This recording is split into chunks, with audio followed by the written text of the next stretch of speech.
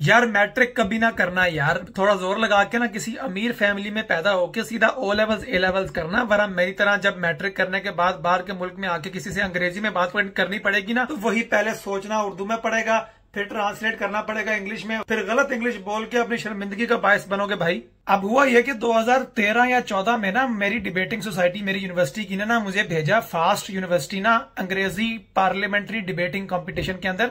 अब मेरा पहला डिबेटिंग कंपटीशन था और ना उर्दू वाली टीम्स के अंदर जगह नहीं थी, तो मुझे उन्होंने थर्ड स्पीकर बना के भेज दिया जनाब इंग्लिश की टीम के अंदर कि जाओ सिमरन जी लो अपनी जिंदगी। मैंने कहा चलो कोई नहीं, सोचूंगा उर्दू में, लेकिन जब बोलूंगा तो अंग्रेजी में ट्रांसलेट करके बोलूंगा, क्योंकि मेरी अंग्रेजी इतनी को अच्छी नहीं थी, बस पूरी थी, लेकिन मैं अगले को पता नहीं लगने देता था कि मेरी पूरी अंग्रेजी है। खैर मुझे केई की डिबेटिंग सोसाइटी ने भेजा फास्ट। अब फास्ट में एंटर हुआ तो फास्ट में सारे इतने बर्गर बॉयज, ठीक है, लड़कियां भी उनकी इतनी मॉडर्न, सारी अंग्रेजी में बात करें, और मैं था भी उस रूम के अंदर जहां सिर्फ अंग्रेजी जजेस थे, अंग्रेजी पार्टिसिपेंट्स थे, मैं कल ही उर्दू से ट्रांसलेट होके आया हुआ था। मेरे टीममेट्स भी ए लेवल्स वाले ही थे, लेकिन मैं कल ही मैट्रिक वाला था जिसने ए लेवल्स वालों की अंग्रेजी को मैच करना था ना आज। मैंने कहा कोई नहीं, देखी जाएगी, अल्लाह अल्लाह खैर सल्ला, I have been through words.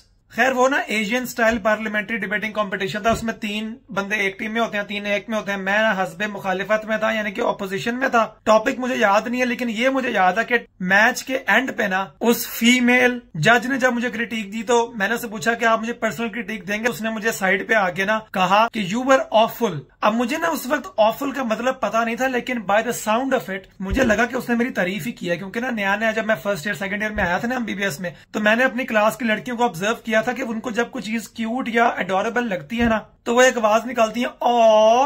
तो मैंने कहा अब ये ओ वो वाला है, और आगे इसने फुल लगा दिया, यानी कि फुल ऑफ ओ, यानी कि अहमद तुम क्यूटनेस की हद दो, इतना अच्छा बोले हो तुम कंपटीशन में कि क्या कहूं। मैं तो बस एक ही चीज कहूंगी, ऑफुल। अब मेरा खून 2 लीटर बढ़ गया, मैं खुश जनाब। बेशक हम हार गए वो मैच, लेकिन मैंने अपने टीममेट्स को जाके बताया कि जज ने मुझे पर्सनली आके कहा कि यू वर ऑफुल। वो आगे से हंसे। मुझे लगा उनको यकीन नहीं आ रहा कि वाकई उसने मेरी तारीफ की है, क्योंकि शायद my teammates were not very confident of my performance. मैंने कहा कोई नहीं बेटा, एक दिन मैं इनको बताऊंगा कि आई एम रियली ऑफुल। मैं कोई डिबेटिंग कंपटीशन में ट्रॉफी जीत कर दिखाऊंगा ना इनको, फिर इन सब की बोलती बंद हो जाएगी। खैर कुछ साल गुजरे, मैंने डिबेटिंग कॉम्पिटिशन और अटेंड किया, एक्सपीरियंस हो गया, थोड़ी अंग्रेजी भी बेहतर हो गई, लम्स जाके भी 2-3 कंपटीशन बोल आया। फिर 4th ईयर फाइनल ईयर में जाके मुझे कंपटीशन जज करने के भी लोग कह देते थे। तो एक दफा ना मैं जज करने गया, तो जिस मैच को मैं जज कर रहा था ना, उस मैच के अंदर बड़े बड़े सीनियर अंग्रेजी के स्पीकर थे। अब मैं अकेला जज नहीं था, मैं 5 जजों में से एक जज था। तो विनिंग टीम के बेस्ट स्पीकर ने मुझसे आके पूछा ना कि would you like to give me a personal critique. तो मैंने सबसे पहले उसको ये कहा कि लुक यू वर ऑफुल। वो मेरा मुंह देखे कि इशारा ये वाला कर रहा है, गुड वाला, लेकिन क्या मुझे ऑफुल रहा है। मैंने कहा या यू वर ऑफुल। कहता आई वाज ऑफुल। मैंने कहा या not very awful but awful nonetheless.